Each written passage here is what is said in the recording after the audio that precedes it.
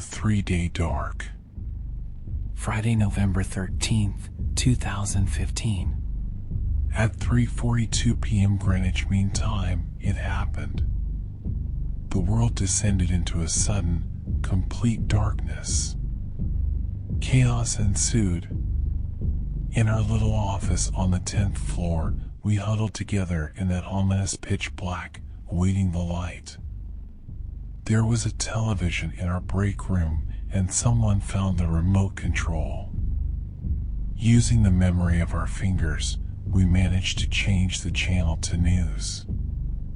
For a long time, there was just silence. Then, through the seemingly endless dark, came a voice. A newsreader, bravely finding her desk and attempting to reassure her viewers, spoke to us in her soft, trembling voice.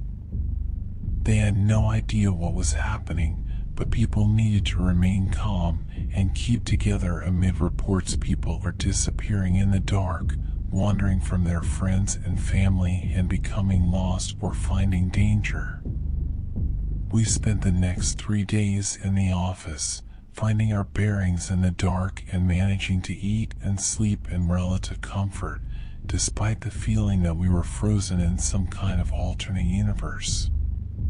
Then, exactly 72 hours after the darkness came, it was gone. Our eyes burned from the sudden light, but we soon adjusted and agreed that we should, as a group, head downstairs and outside. Descending the stairs, a smell greeted us.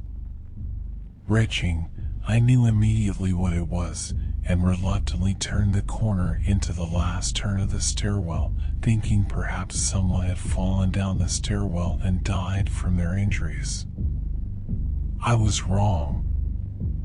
I think she had been a woman, though I can't be sure. She had been flayed and gutted, though I don't know in which order. Every inch of her skin was missing, though her eyes and teeth remained, turning her corpse into a grinning, staring monster. I wasn't the only one who threw up. Needing to escape the sight, we burst through the main doors into the foyer and froze. Skinless bodies were strewn across the small foyer. Almost 15 of them, by our reckoning from the brief look we had at them. We didn't intend to stay for long, but found the foyer doors were locked and we couldn't break the glass. Someone, I don't remember who, had the idea of heading to the security room and seeing if we could radio for help. Picking our way past the bodies with churning stomachs, we found the security room open and the guard flayed inside. By mutual agreement, we heaved his body out and shut ourselves in. While one of the others tried to make contact, some of us started looking at security footage of the foyer from the last 3 days. We couldn't believe what we saw. It hadn't gone dark at all. We had gone blind. And while we were blind, they had come. Sinewy, smoky black shadows without faces, only eyes. Strange, glowing eyes. They were flaying people and wearing their skin as a disguise. We tuned into the CCTV on our floor and watched in horror as they walked among us, but chose none. To this day, I don't know why.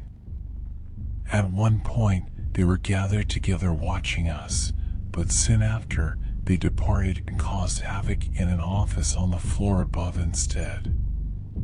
We were soon rescued, but in the following weeks, the world descended into lunacy. Everyone knew about the flaying, about the imposters, but no one knew who was real and who wasn't until it was too late. Without trust, humans cannot survive side by side. I remained with 2 of my colleagues, those I knew were not changed.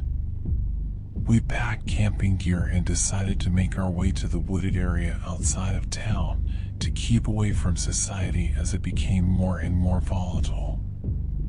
We had it all worked out, and we had high hopes for the recovery of humanity. Then we woke up one morning, and we were blind again. 3 days later, the light came back, and I was with both of my friends and one body. I don't know which it is, but I'm sure it won't be long until we find out.